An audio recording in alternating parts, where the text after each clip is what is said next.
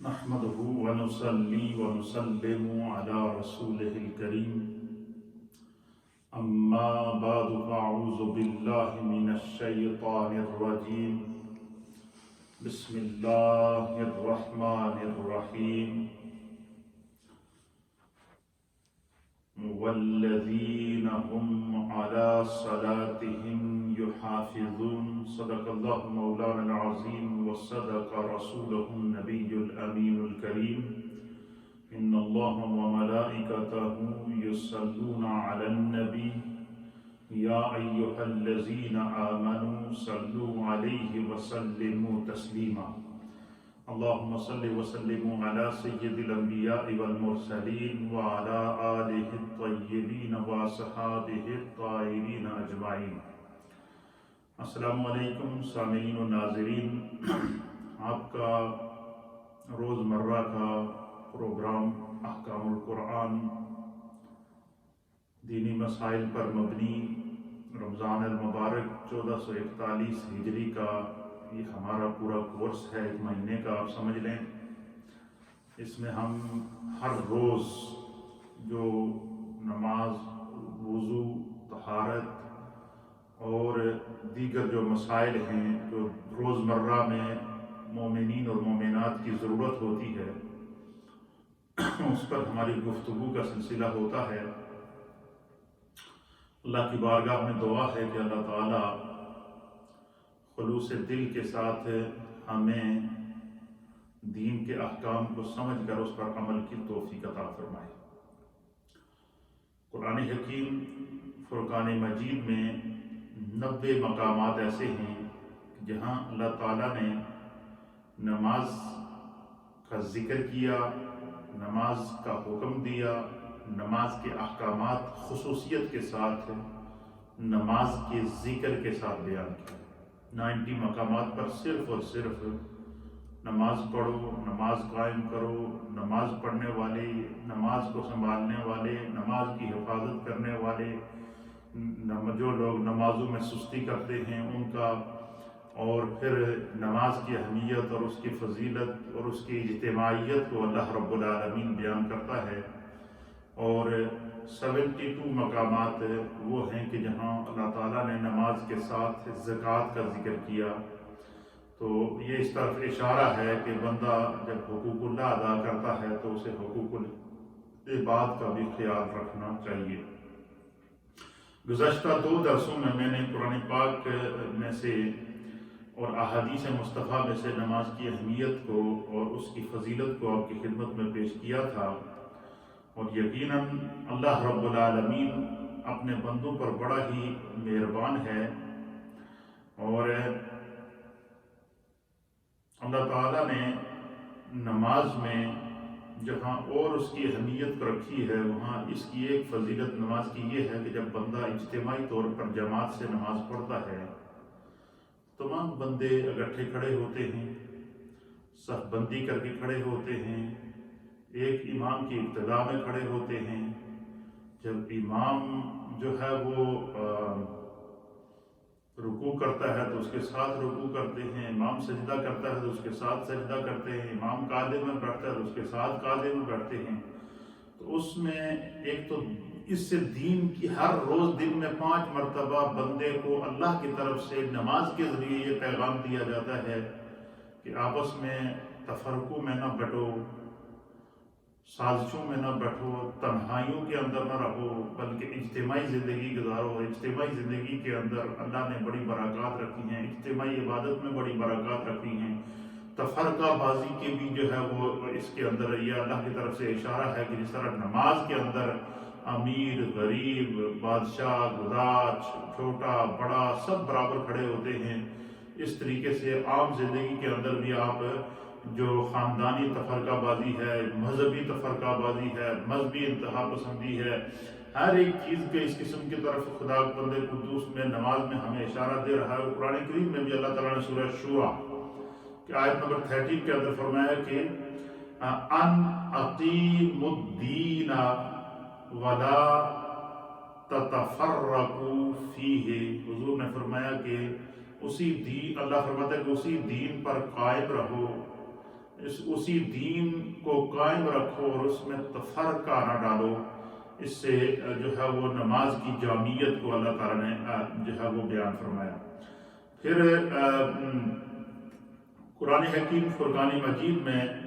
اللہ تعالیٰ نے سورہ روم کی آیت نمبر 31 کے اندر بھی اشارہ دیا ہے کہ وَأَقِيمُوا الصَّلَاةَ وَلَا تَكُونُوا مِنَ الْمُشْرِكِينَ۔ اللہ تعالیٰ فرماتا ہے کہ نماز کو قائم کرتے رہو اور مشرکوں میں سے نہ ہو جاؤ۔ تو پتہ چلا کہ جو نماز پڑھتے ہیں یہ خاص اللہ کے اہل ایمان بندے ہیں، اور نماز پڑھنے والا مشرک نہیں ہوتا، شرک نہیں کرتا، اور نماز اہل ایمان کی خصوصیت ہے۔ اللہ تعالیٰ نے قرآن کے اندر اس طرف بھی اشارہ دیا ہے۔ پھر اسی طریقے سے قرآن حکیم فرقان مجید کی سورہ المدثر کی آیت نمبر ہے 42 اور 43، اللہ فرماتا ہے کہ ما سلککم فی سقر قالوا لم نک من المصلین، کہ جنتی مجرموں سے یہ سوال کریں گے، یعنی جنتی ایک جنت میں ہوں گے اور جہنمی جہنم میں ہوں گے، دونوں آمنے سامنے ہوں گے۔ تو جنتی جب جہنمیوں کو دیکھیں گے تو ان کا عذاب دیکھیں گے، ان کی چیخ و پکار سنیں گے، اور ان کو جہنم کے اندر تڑپتے اور بھڑکتے ہوئے دیکھیں گے۔ تو اللہ فرماتا ہے جیسے ہوتا نہیں کہ پڑوسی سامنے کوئی تکلیف میں ہو تو ایک دوسرا پڑوسی اس سے آواز دے کر پوچھتا ہے کہ بھائی کیا حال ہے تیرا، کیا ہو رہا ہے، کیوں رو رہا ہے، کیوں تمہارے چیخنے رونے کی یا تمہارے سب کو پریشانی کی آوازیں آ رہی ہیں۔ تو حضور علیہ السلام اللہ فرماتا ہے کہ ایک طرف جنت ہوگی اور سامنے جہنم ہوگی، جنتی جہنمیوں کو جہنم میں جلتے ہوئے دیکھیں گے۔ ایک حدیث کے مطابق نبی پاک صلی اللہ علیہ وسلم نے فرمایا کہ جنتی جہنمیوں کو جہنم میں چیخ و پکار کرتے ہوئے اور ایک دوسرے کے ساتھ چیختے ہوئے دیکھیں گے، بغلگیر ہو کر ایک دوسرے کے ساتھ چیختے ہوئے، اور جنتی ان کی چیخ و پکار کو سنیں گے۔ اور اسی طریقے سے جہنمی جب جہنم کی آگ سے منہ اوپر کریں گے تو وہ اپنے سامنے جنت دیکھیں گے، اس جنت میں نور ہوگا، اس میں پھل ہوں گے، اس میں نہریں ہوں گی، اس میں انوار ہوں گے، اس میں خداوند قدوس کی ہر نعمت موجود ہوگی۔ تو وہ حسرت سے دیکھیں گے کہ کاش ہم بھی دنیا میں کوئی نیک کام کر لیتے، ہمیں بھی یہ جنت مل جاتی، ہم بھی دنیا میں ایمان لے آتے، ہم بھی دنیا میں اللہ اور اس کے رسول کے احکامات اور دین پر عمل کر لیتے، تو آج ہمارا یہ حشر نہ ہوتا۔ تو قرآن کریم میں سورہ مدثر کی آیت نمبر 42 میں اللہ فرماتا ہے کہ جنتی جو ہے وہ سامنے اپنے جہنمیوں کو دیکھیں گے تو وہ جہنمیوں سے جنتی سوال کریں گے۔ کیا سوال کریں گے؟ ما سلککم فی سقر، جنتی جہنمیوں سے پوچھیں گے کہ تم کو کس چیز نے دوزخ میں داخل کیا ہے، اور یہ تمہاری جو چیخ و پکار ہم دیکھتے ہیں کہ دن رات 24 آور تم جہنم کی آگ میں جل رہے ہوتے ہو، اور جب تمہارا جسم مکمل جل کے کوئلہ ہو جاتا ہے تو پھر اللہ تمہیں نیا جسم دیتا ہے، پھر تمہیں جب وہ آگ میں ڈالا جاتا ہے، اور اس طریقے سے تمہاری ہر وقت ہم چیخیں سنتے رہتے ہیں۔ تو جنتی جہنمیوں کو آواز دے کر پوچھیں گے قیامت کے دن کہ ما سلککم فی سقر، کہ تمہیں کس چیز نے جہنم میں ڈالا ہے؟ تو اللہ فرماتا ہے قالو، اس جہنم سے سارے جہنمی با یک آواز بول اٹھیں گے۔ یہ قالو جمع کا صیغہ ہے کہ اس جہنم میں چیخ و پکار کرنے والے، اس جہنم میں جلنے والے جہنمی آپ کہیں گے، کیا کہیں گے؟ لم نکو من المصلین، کہ وہ کہیں گے کہ نماز پڑھنے والوں میں سے ہم نہ تھے، ہم دنیا میں رہ کر ہم نے نماز نہیں پڑھی، ہمارے سامنے 5 وقت کی اذان ہوتی تھی تو ہمیں اس کی پرواہ نہیں ہوئی، ہم اپنی مسجد سے ہر وقت آواز سنا کرتے تھے کہ نماز کے لیے آؤ، حی علی الصلاۃ، حی علی الصلاۃ، ہمارے کان تک ہمیں جھوم تک نہ رہی گی، ہمیں کوئی روکنے والا بھی نہیں تھا، اس کے باوجود ہم نے نماز نہیں پڑھی۔ مسجد تو آنا دور کی بات ہے، ہم گھر میں بیٹھے ٹی وی دیکھتے رہے، لیکن ہم نے اتنی توفیق نہیں ہوئی کہ مصلی بچھا کر نماز پڑھ لیں۔ تو اللہ فرماتا ہے سورہ مدثر کی آیت نمبر 42 اور 43 کے اندر کہ جہنمی بے نمازی جہنمیوں کو جو جہنم میں عذاب دیا جائے گا اور جہنم کی آگ میں وہ جل رہے ہوں گے، تو جنتی ان کو آواز دے کر پوچھیں گے کہ ما سلککم فی سقر، کہ تمہیں جہنم میں کس نے ڈالا ہے، کیوں ڈالا ہے، کس عمل کی وجہ سے تمہیں جہنم میں ڈالا گیا ہے؟ تو اللہ کے حبیب اللہ فرماتا ہے کہ وہ جہنمی کہیں گے کہ لم نکن من المصلین، ہم نے نماز نہیں پڑھی دنیا کے اندر، ہم نے نماز کی پابندی نہیں کی، تو اس کی سزا ہمارے رب نے ہمیں عطا فرمائی ہے۔ تو یہ بہت بڑا جو ہے وہ، اسی طرح قرآن کریم میں 90 سے زائد مرتبہ جو ہے نماز کا ذکر کیا گیا۔ اسلام میں سب سے پہلی عبادت نماز ہے، اور یہ صرف نماز کی خصوصیت ہے کہ یہ امیر کے اوپر، غریب کے اوپر، بوڑھے کے اوپر، جوان کے اوپر، مرد کے اوپر، عورت کے اوپر، صحت مند کے اوپر،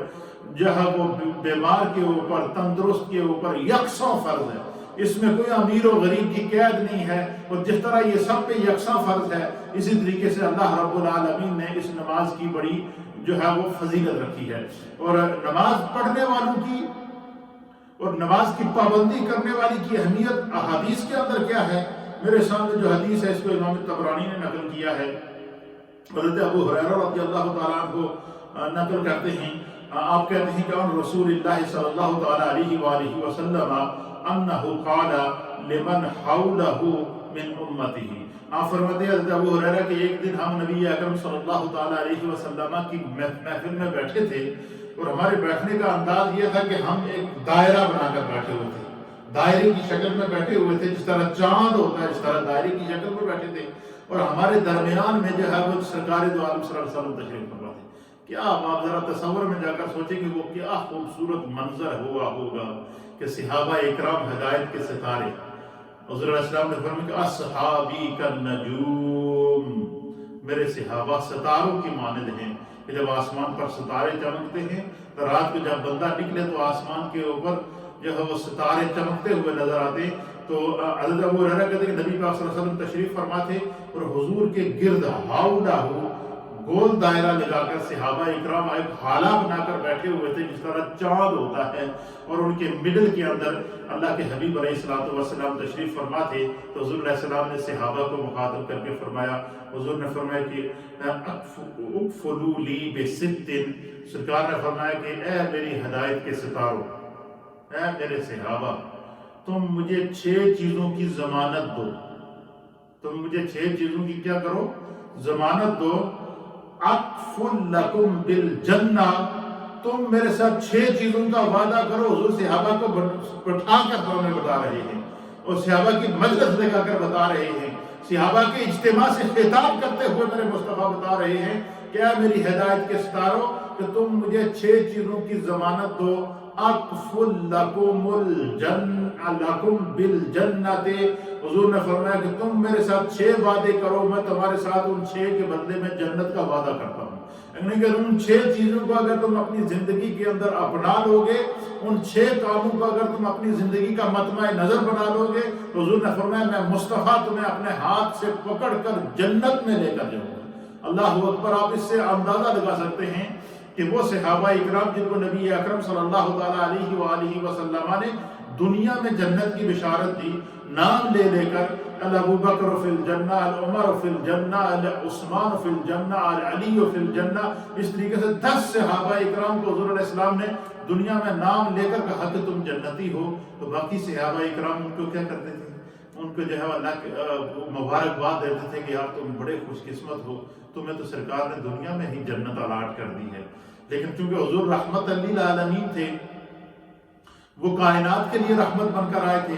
تو ممکن تھا کہ کسی صحابی کے دل میں یہ گزرتا کہ ہم بھی حضور پر ایمان لائے ہیں، اور حضور نے فلاں کو تو دنیا میں ہی جنت کی بشارت دے دی، ہمارا کیا بنے گا؟ اب حدیث سنیے، حضور کیا حدیث ہے، حدیث کے الفاظ سنیے۔ حضرت ابو ہریرہ کہتے سرکار نے اپنے سارے غلاموں کو سامنے بٹھایا، اور وہ کس طرح بیٹھے ہوئے تھے؟ حولہ لمن حولہ من امتہ، حضور علیہ السلام کے تمام صحابہ کو حضور نے سامنے بٹھایا، اور ایک گول دائرے کی شکل میں بیٹھے ہوئے تھے، اور سامنے سرکار تشریف فرما تھے، اور ہر ایک صحابی کی نظر رخ بدوحا کی اوپر تھی۔ تمام کو بٹھا دیا۔ بٹھانے کے بعد اللہ کے حبیب علیہ السلام نے فرمایا کہ تم مجھ سے 6 وعدے کرو، 6 چیزوں کو اپنی زندگی کا مطمع نظر بنا لو، 6 چیزوں کو اپنی زندگی کا شعار بنا لو، 6 چیزوں کو اپنی زندگی کے اندر اختیار کر لو، تم ان 6 پر عمل کرو۔ حضور نے فرمایا اکفل لکم بالجنہ، میں مصطفیٰ تم سے وعدہ کرتا ہوں کہ میں ان 6 کے بدلے میں تمہیں جنت عطا کروں۔ گویا کہ اچھا یہ اپنے قیامت تک کے لیے ہر امتی کو دستور دے دیا، قیامت تک کے لیے ہر امتی کو اصول دے دیا، چاہے وہ مرد ہو یا عورت ہو۔ حضور نے ایک راستہ بتا دیا کہ اپنی زندگی میں 6 کام کرنا، اگر تم یہ 6 کام کر لو گے، سرکار نے فرمایا میں مصطفیٰ تم سے وعدہ کرتا ہوں کہ اپنے اس امتی کو، صاحب ایمان امتی کو ہاتھ سے پکڑ کر جنت میں لے جاؤں گا۔ اور وہ 6 چیزیں کون سی ہیں؟ سرکار دو عالم صلی اللہ علیہ وسلم نے فرمایا ان 6 میں سے سب سے پہلی چیز کیا ہے؟ الصلاۃ علی وقتہا، کہ نماز کو اس کے وقت کے اوپر ادا کیا کرو۔ حضور نے فرمایا کہ سب سے ان 6 چیزوں میں کیا کہ جب بھی نماز اذان سنو تو تمہاری فکر کیا ہونی چاہیے کہ اب یہ وہ ٹائم ہے جو میں نے اپنے رب کا فرض ادا کرنا ہے، میں نے نماز کو ادا کرنا ہے، میں نے رب کی طرف بارگاہ میں جانا ہے۔ حضور نے فرمایا کہ بندہ اپنی نماز کو اپنے وقت کے اوپر پڑھے۔ فرمایا تم اپنی زندگی میں نماز کی پابندی کرو۔ سرکار نے فرمایا میں مصطفیٰ تم سے وعدہ کرتا ہوں کہ تمہیں اپنے ہاتھ سے پکڑ کر جنت کے اندر لے جاؤں گا۔ تو بس اگر کوئی بندہ یہ چاہے کہ حضور اس کو ہاتھ سے پکڑ کر جنت میں لے کر جائے، سرکار اسے جنت میں اپنے قرب میں جگہ عطا فرمائے، تو میرے مصطفیٰ کریم نے بتایا کہ زندگی میں کبھی نماز کو نہ چھوڑنا۔ فویل للمصلین، نماز میں سستیاں کرنے والوں کے لیے خرابی ہے، ان لوگوں کے لیے خرابی ہے۔ فویل للمصلین الذین هم صلاتهم ساہون، جنہوں نے اپنی نمازوں کو بھلا دیا، جو اپنی نمازوں میں سستی کرتے ہیں، جن کے سامنے دن رات 24 گھنٹے پڑے ہوتے ہیں لیکن ان میں وہ 1 گھنٹہ نکال کر اپنے رب کی عبادت نہیں کر سکتے، فرمایا ان کے لیے بڑی خرابی ہے۔ اور سرکار نے فرمایا کہ جو لوگ اور نماز کی پابندی کرتے ہیں اور اپنی زندگی میں ہر نماز کو اس کے وقت پر ادا کرتے ہیں تو اس کا انعام اور بینیفٹ کیا ہوگا؟ جنت تو اسے ملے گی، لیکن حضور سفارش کریں گے کہ یا میرے مالک، اے میرے رب، یہ میرا بندہ ہے، یہ میرا امتی ہے، اس نے میرے کہنے کے اوپر زندگی میں اپنی تیری بارگاہ میں قیام کرتا رہا، رکوع کرتا رہا، سجدے کرتا رہا، تشہد کرتا رہا، سبحان ربی العظیم اور سبحان ربی الاعلیٰ کی صداؤں کو بلند کرتا رہا، اپنی پیشانی کو زمین پر رکھ کر تیری بارگاہ میں سرگوشی کرتا رہا، میں مصطفیٰ اس کی سفارش کرتا ہوں تو اس کو وہ جنت عطا فرما جو تو نے اپنے نمازیوں کے لیے بنا کے رکھی ہے۔ حضور نے فرمایا کہ جو ہے وہ قیامت کے دن جنت میں داخل ہوگا، اور جس دروازے سے وہ داخل ہوگا اس دروازے کے اوپر بھی بورڈ لگا ہوگا کہ ھذا باب الصلاۃ، یہ جو دروازہ آپ کو نظر آ رہا ہے اس دروازے سے صرف نمازی داخل ہوں گے، یہ نمازیوں کے لیے خاص کر دیا گیا ہے۔ دس وے از دا اسپیشلی فار نمازیز اینڈ پریئرز، کہ نماز پڑھنے والے کے لیے یہ جو وے ہے یہ بالکل یہ اسپیشل وے قرار دے دیا گیا ہے نمازیوں کے لیے، اور نمازیوں کے لیے الگ راستہ ہوگا، الگ دروازہ ہوگا۔ میرے مصطفیٰ اشارہ کرتے ہوئے جائیں گے کہ تو ادھر آ جا۔ پھر حضور نے فرمایا کہ والزکوٰۃ، جس کو اللہ تعالیٰ استطاعت عطا کرے وہ اپنے مال سے زکوٰۃ ضرور نکالے، زکوٰۃ میں سستی نہ کرے، اس سے اس کا مال بھی پاک ہوگا، اس کی روح بھی پاک ہوگی، اس کی جسم بھی پاک ہوگا، اور خدا اس کو جنت بھی عطا فرمائے گا، اور میں مصطفیٰ اس کی سفارش کروں گا۔ سرکار دو عالم صلی اللہ علیہ وسلم نے اور دوسری چیز کیا حضور نے فرمایا والامانۃ، سرکار نے فرمایا کہ جب انسان کے پاس کوئی بندہ کوئی امانت رکھے اس امانت کی وہ اپنی جان سے بھی زیادہ حفاظت کرے۔ اب آپ اندازہ لگائیں کہ حضور علیہ السلام نے جب ہجرت کی اور جنگ کے اندر آپ کو پتا سب کچھ جائز ہوتا ہے، اور جنگ کا موقع تھا، آپ مکہ چھوڑ رہے تھے، لیکن کفار نے، مشرکین نے آپ کے پاس امانتیں رکھی ہوئی تھیں۔ حضور علیہ السلام نے مولا کائنات حضرت علی المرتضیٰ کو بلایا اور کہا کہ علی مجھے اللہ کی طرف سے ہجرت کا حکم ہو گیا ہے، میں ابو بکر کے ساتھ ہجرت کے لیے روانہ ہو رہا ہوں، تم میرے بستر پر لیٹ جا، صبح اٹھ کر یہ فلاں کی امانت ہے، یہ فلاں کو دے دینا، یہ فلاں کی امانت ہے، یہ فلاں کو دے دینا، یہ فلاں کافر کی امانت ہے، یہ اس کو پہنچا دینا۔ انہوں نے میرے پاس امانتیں رکھی تھیں۔ حضور نے فرمایا کہ اگر کوئی کسی کے پاس کوئی امانت رکھے تو وہ اس امانت کی حفاظت کرے، اور فرمایا کہ جو بندہ دوسروں کی امانت، کیونکہ بندہ امانت اسی کو دیتا ہے جس کے اوپر اس کو بھروسہ ہوتا ہے، اور جس کے اوپر بندے کو بھروسہ ہو تو وہ پھر یہ سمجھے کہ بھائی اس نے اپنے بھائی کو نہیں دیکھا، اس نے اپنی بہن کو نہیں دیکھا، اس نے اپنے کسی دوست کو نہیں دیکھا، اور اس نے مجھ پر بھروسہ کیا اور مجھے اس نے اپنی امانتیں سونپی ہیں۔ تو بندہ فرمایا جب امانت کی حفاظت کرے گا تو اللہ کے حبیب علیہ السلام فرماتے ہیں کہ میں مصطفیٰ اس کو جنت سے الگ، امانت میں کیا، مال بھی کسی کا ہے،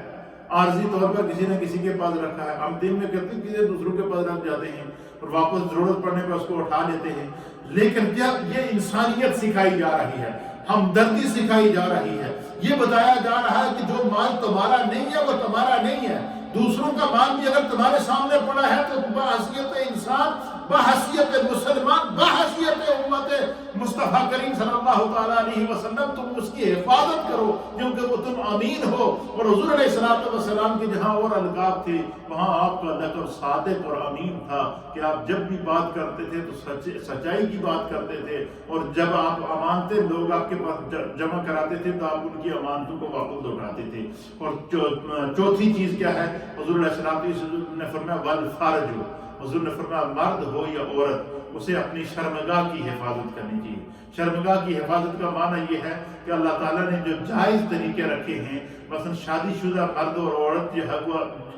جنسی تسکین حاصل کر سکتے ہیں، وہ اپنی دل کی اور نفس کی خواہش کو پورا کر سکتے ہیں، اور اسی چیز کو اگر بندہ کہے کہ مجھے کوئی دیکھ نہیں رہا ہے اور وہ گناہ کا راستہ اختیار کرے تو بظاہر تو اسے دنیاوی اعتبار سے شاید وہ جو چھپ چھپا کے جا وہ غلط کام اور گناہ اور ہر قسم کا کام کر گزرے گا، لیکن قیامت میں اس کے لیے جہنم کا عذاب ہے۔ فرمایا بندہ جس طرح جو ہے وہ اجتماع کے اندر اپنی شرمگاہ کی حفاظت کرتا ہے، اس طرح اسے تنہائی میں بھی اپنی شرمگاہ کی حفاظت کرنی چاہیے، اور اس کی وجہ کیا ہے کہ بندے کے دل میں ہر وقت خوف خدا رہنا چاہیے۔ اور حضور نے فرمایا جو بندہ یہ کرتا ہے، سرکار نے فرمایا کہ میں اسے مصطفیٰ جنت میں ہاتھ سے پکڑ کر لے کر جاؤں گا۔ اور پانچویں چیز کیا، حضور علیہ السلام نے فرمایا والبطن، پیٹ کا خیال رکھو۔ پیٹ کا خیال کیا کہ آدمی جو بھی لقمہ کھائے وہ اسے یہ ہونا چاہیے کہ میرے منہ کے اندر کوئی، میرے پیٹ کے اندر کوئی حرام لقمہ تو نہیں جا رہا، کوئی حرام ذرائع سے میں نے روزی تو نہیں کمائی ہے جو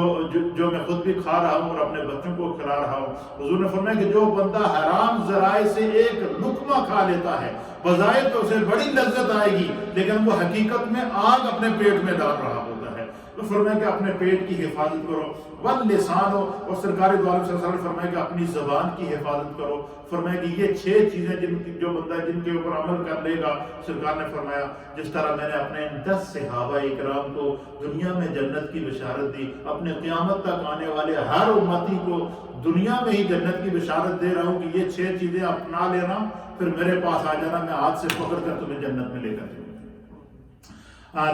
تیسری حدیث حضرت عبداللہ بن مسعود رضی اللہ تعالیٰ عنہ بیان کرتے ہیں، اور اس حدیث کو امام بخاری نے بھی نقل کیا، صحیح بخاری کے اندر امام مسلم نے نقل کیا، امام ترمذی نے نقل کیا، امام نسائی نے نقل کیا، اور اس حدیث کے راوی حضرت عبداللہ بن مسعود رضی اللہ تعالیٰ عنہ بیان کرتے ہیں کہ قال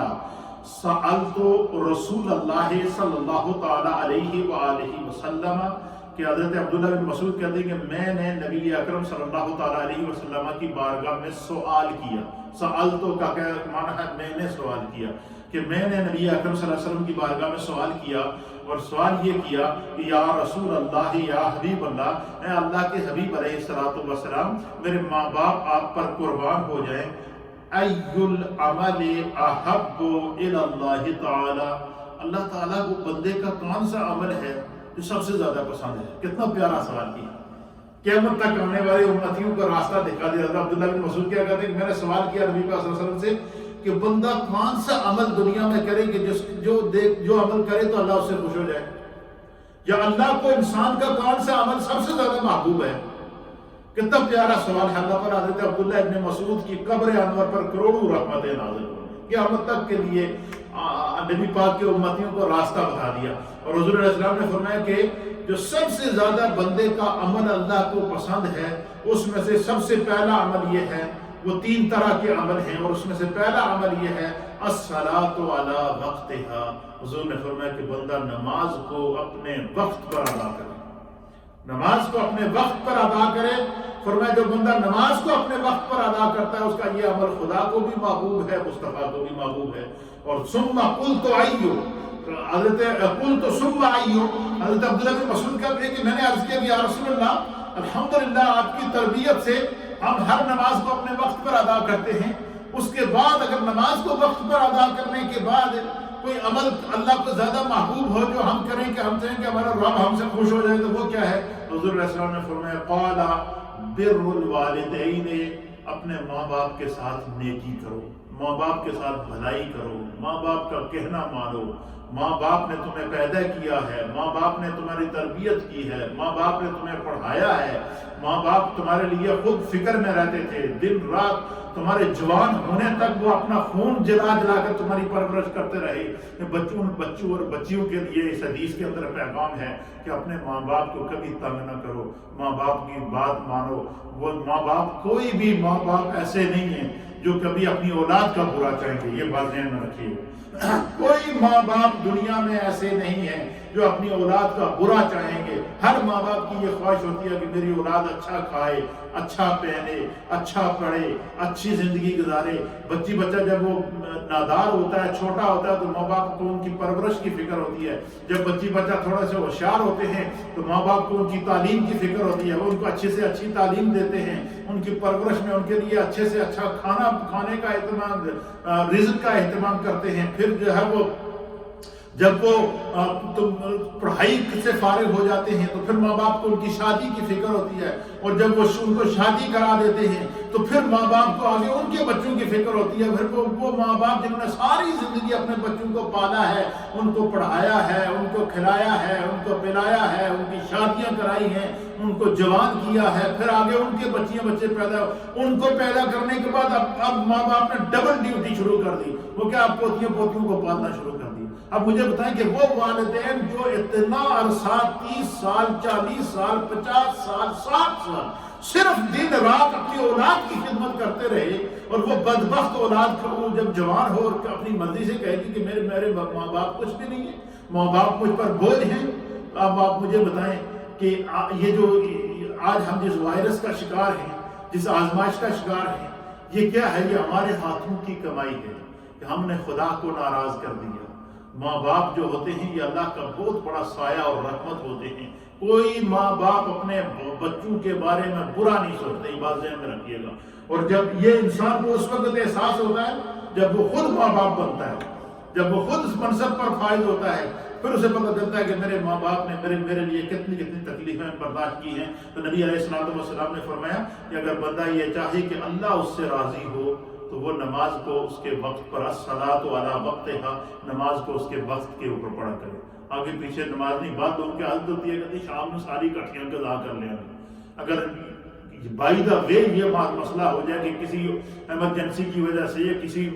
مجبوری کی وجہ سے کوئی ایک کب نماز قضا ہو گئی تو بندہ چلو شام کو اس کو دہرا دیتا ہے, لیکن اگر بندے کی عادت ہو کہ میں شام کو ساری نمازیں اکٹھی قضا کر لوں گا تو وہ نماز قبول نہیں ہوتی, کیونکہ وہ اس نے اپنی عادت کو گناہ بنا دیا ہے. اس کو یہ فکر ہی نہیں ہے کہ نماز کو ان الصلاۃ کانت علی المؤمنین کتابا موقوتا, کہ نماز کو تو میرے رب نے میرے اوپر وقت مقررہ پر فرض کیا ہے. اس لیے کسی بھی حال میں جب نماز کا وقت ہو تو بندہ مومن کو, چاہے وہ مرد ہو یا عورت ہو, اس کو یہ بے چینی ہونی چاہیے کہ ابھی میرے اور میرے رب کے درمیان راز و نیاز کا ٹائم شروع ہونے والا ہے. یہ ٹائم مجھے اپنے رب کو دینا ہے, یہ ٹائم میں نے اپنے رب کے لیے رکھا ہوا ہے, یہ ٹائم میں اپنے رب کی بارگاہ میں رب سے ہم کلام ہوں گا, اس ٹائم میں اپنے رب سے دعا کروں گا, اس ٹائم میں اپنے رب سے اپنی فریاد کروں گا, اس ٹائم میں اپنے رب کے سامنے اپنی ضرورتیں پیش کروں گا, اس ٹائم میں اپنے رب سے اپنی تکالیف کا اظہار کروں گا. نماز میں کیا ہوتا ہے مجھے بتائیں, کوئی بندہ بیمار ہو, وہ جیسے ہی نماز سے فارغ ہوتا ہے کہتا ہے اللہ میرے تے کرم کر دے, میری بیماری درست کر دے.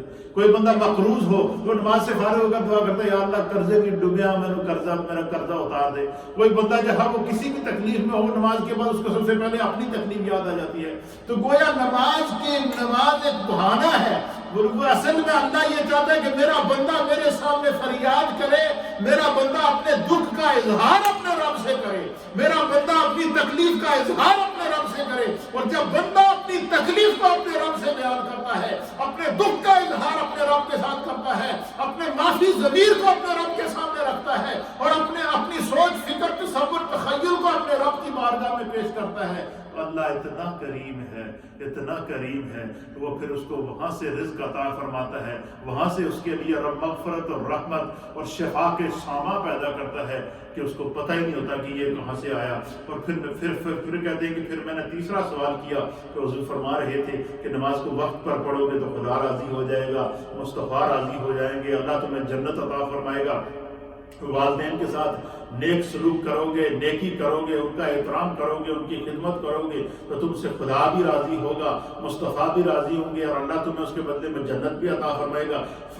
کہتے ثم ایو، پھر میں نے سوال کیا یا رسول اللہ پھر تیسرے نمبر پر اگر میں نماز کو بھی وقت پر ادا کروں، ماں باپ کی بھی خدمت کرتا رہوں اور ماں باپ کا بھی خیال رکھوں، اور میری تڑپ اور بڑھے کہ مجھے جنت میں اور اللہ کا قرب اور اللہ جنت میں درجہ بلند ہو، تو پھر مجھے کیا کرنا چاہیے؟ حضور علیہ السلام نے فرمایا الجہاد فی سبیل اللہ، جب تمہارے دین کی حفاظت کے لیے تمہیں بلایا جائے، جہاد کے لیے تمہیں بلایا جائے، اللہ کے راستے میں اس جہاد کے لیے اپنے آپ کو قربان کر دو، کیونکہ جان دی ہوئی اسی کی ہے، حق تو یہ ہے کہ حق ادا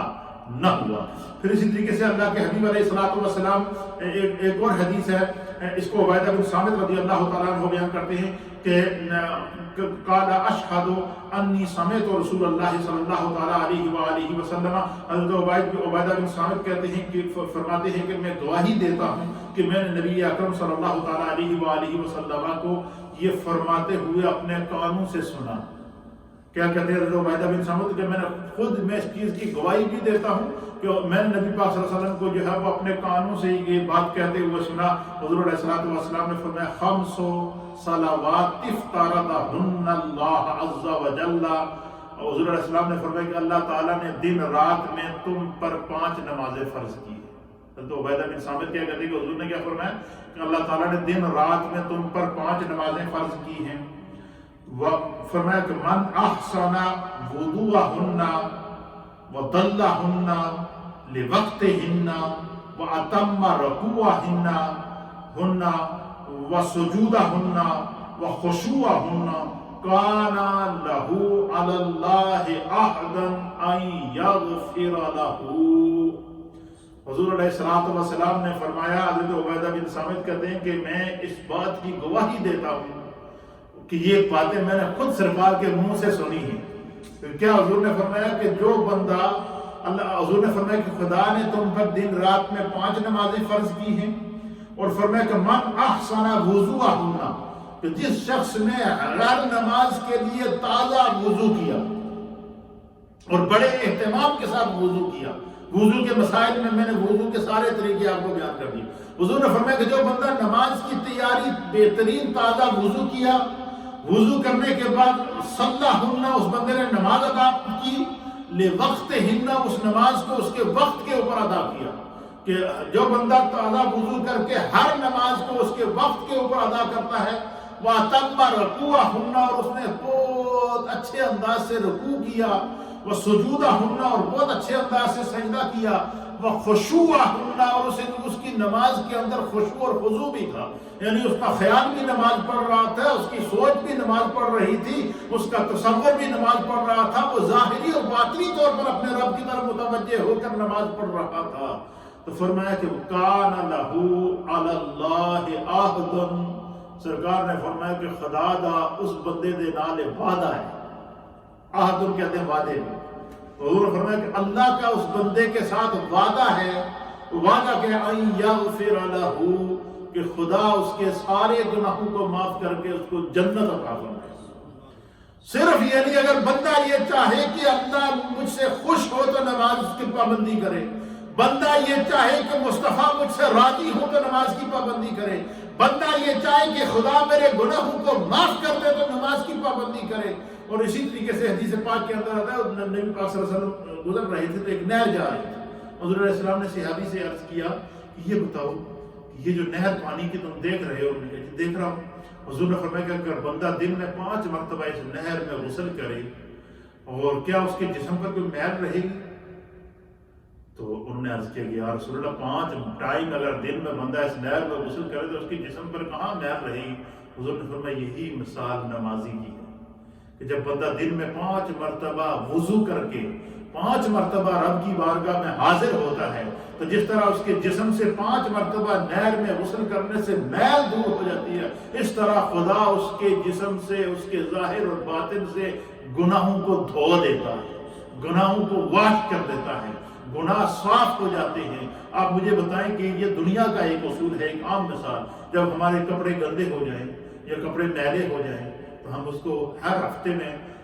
ایک کپڑے کا ایک جوڑا زیادہ سے زیادہ بندہ بہت ہی تیر مارے تو 2 دن پہنتا، 2 دن سے اوپر نہیں پہنتا، 2 دن بعد پھر وہ اس کو واشنگ مشین میں ڈالتا ہے، لانڈری کے اندر ڈالتا ہے۔ کوشش ہوتی ہے کہ بھائی اس کے ساتھ کوئی گرد و غبار لگ گیا ہے، گندے ہو گئے ہیں، میل نظر آ رہی ہے تو بندہ اس کو صاف کرتا ہے۔ اور آپ نے دیکھا کہ جس وقت بندہ کپڑے دھو کر استری کر کے دوبارہ پہنتا ہے، اس کی مزاج کے اندر ایک خوشی آتی ہے کہ یار میں نے بڑے پاک صاف کپڑے پہنے ہیں۔ اسی طریقے سے بندہ جب غسل کرتا ہے تو ایک اس کو اطمینان قلبی آتا ہے کہ بھائی جسم بالکل میرا پاک اور صاف ہو گیا ہے۔ اسی طریقے سے اللہ کے حبیب علیہ الصلوۃ والسلام نے اس حدیث میں ہمیں خوشخبری دی ہے کہ بندے اگر تو چاہے کہ دن میں صبح سے لے کر شام تک اگر تو ہر نماز کو اپنے وقت پر پڑھے گا تو صبح اٹھے گا تو تیرا جسم گناہوں سے پاک ہوگا، شام کو بیڈ پر جائے گا تو تیرا جسم گناہوں سے پاک ہوگا۔ کیوں؟ حضور نے فرمایا کہ ایک نماز دوسری نماز تک کے لیے گناہوں کا کفارہ ہے۔ جس نے فجر پڑھی اور پھر اسی طریقے سے ظہر کی نماز پڑھی، فجر اور ظہر کے درمیان اگر اس نے کوئی گناہ کیے ہے تو خدا معاف کر دے گا۔ اسی طریقے سے عصر اور مغرب کے درمیان اگر اس نے کوئی گناہ کیے ہے تو اللہ معاف کر دے گا۔ مغرب اور عشاء کے درمیان اگر اس نے کوئی گناہ کیے ہیں تو خدا معاف کر دے گا، اور عشاء اور فجر کے درمیان اگر اس نے کوئی گناہ کیے ہیں تو اللہ اس کے گناہوں کو معاف کر دے گا۔ تو گویا کہ نماز گناہوں کی بخشش کا ذریعہ ہے، نماز قرب الہی کا ذریعہ ہے۔ یہ 4 احادیث میں نے آج آپ کی خدمت میں پیش کی ہیں۔ اس کا معنی کیا ہے کہ اگر جنت چاہتے ہیں تو نماز پڑھنی پڑے گی، قرب خدا چاہتے ہیں تو نماز پڑھنی پڑے گی، قرب مصطفیٰ چاہتے ہیں تو نماز پڑھنی پڑے گی، والدین کو خوش کرنا چاہتے ہیں تو نماز پڑھنی پڑے گی،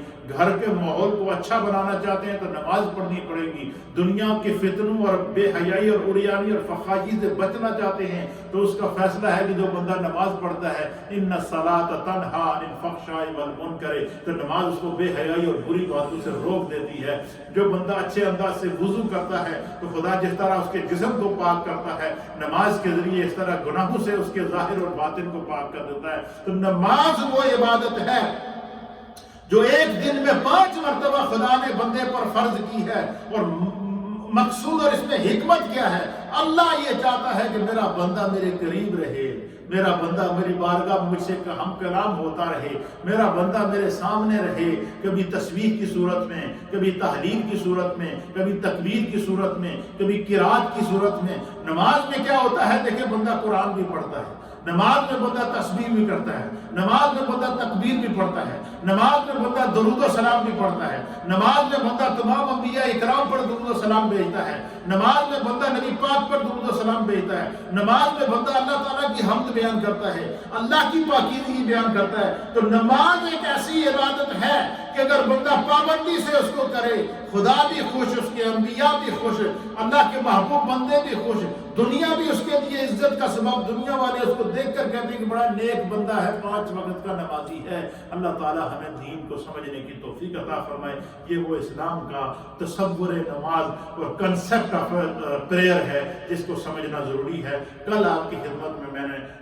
جو آنے والا کل ہے اس میں آپ کی خدمت میں یہ میں نے نماز کی تمہید کے اوپر 3 درس دے دیے ہیں۔ اب اتنا کافی ہے، اس کے اوپر بہت ساری احادیث ہیں، لیکن جو کہ ہر حدیث کے اندر جب بندہ چلا جاتا ہے ہر حدیث کا اپنا نور ہے۔ لیکن کل میں آپ کی خدمت میں پیش کروں گا جس طرح وضو کے 4 فرض ہیں، اس طرح نماز کے صحیح ہونے کے لیے اس کی 7 شرطیں ہیں، اور نماز کے صحیح ہونے کے لیے اس کے 7 فرض ہیں، یعنی 14 شرائط مع فرض نماز کی صحت کے لیے ضروری ہیں۔ وہ کیا کیا ہے وہ کل کے درس میں آپ کی خدمت میں پیش کریں گے۔ اللہ ہمیں دین سمجھنے کی توفیق عطا فرمائے۔ لا الہ الا اللہ الا اللہ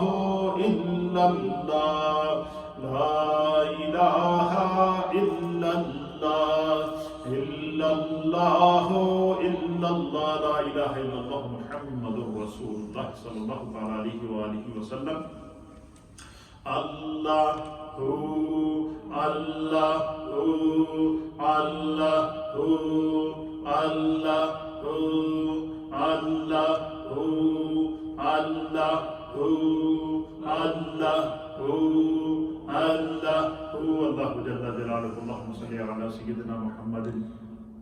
وعلى آل سيدنا محمد وصحاب سيدنا محمد وبارک وسلم وصلی علیہ. یا اللہ اس درس و تدریس کو اپنی بارگاہ میں قبول فرما. یہ اشرائے مغفرت ہے، ہم سب کی مغفرت فرما، سب کے گناہوں کو معاف فرما. یا اللہ ہمیں صوفیاء اکرام سے، اولیاء اللہ سے اور تیرے پیارے حبیب لبیب نبی رحمت سے یہ ایک اشارہ ملا ہے کہ تو جمعے کے دن عصر کے بعد دعا کو قبول کرتا ہے. اے اللہ ہمیں تو نے جمعہ بھی عطا کیا ہے، رمضان کا عشرہ مغفرت بھی عطا کیا ہے، اور عصر کے وقت میں اپنا ذکر کرنے کی اور دین بیان کرنے کی توفیق بھی دی ہے. اے اللہ اگر تیری بارگاہ میں یہ مقبول وقت ہے تو یا خدا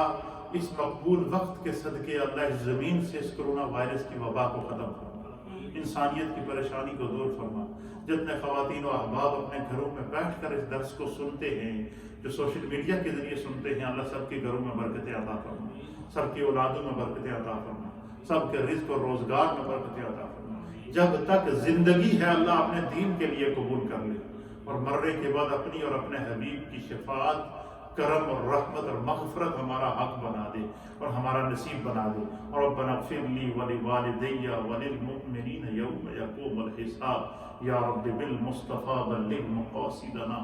واغفر لنا ما مضى یا واسع الکرم. رب اغفر وارحم وانت خیر الراحمین.